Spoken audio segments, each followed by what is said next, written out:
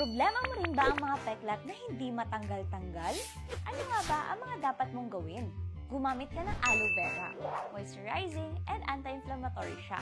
Pag moisturize ang balat, mas mabilis pong mag-fade ang mga dark spots. Gumamit ng mga exfoliants na may AHA.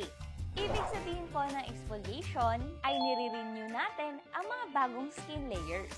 Mas magiging pantay yung layers, mas matatanggal yung mga dark spots. Saan naman ako makakakuha niyan? Good news dahil sobrang dami ng available dito sa TikTok. At so far, ang pinakamaganda sa lahat na natry ko ay itong BTY Daily Radiance at BTY Overnight Mask. Medyo pricey siya, kaya during live ako na-check out, malaki ang discount. Sulit naman kasi meron siyang aloe vera at AHA for morning at night use na yan. 250 ml at 250 grams na, ay matagalan na. Follow at PM na sa checkout!